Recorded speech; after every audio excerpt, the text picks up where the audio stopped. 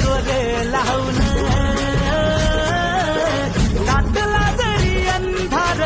एकजूट होऊ आज किंवा ठेवू तेज धावलं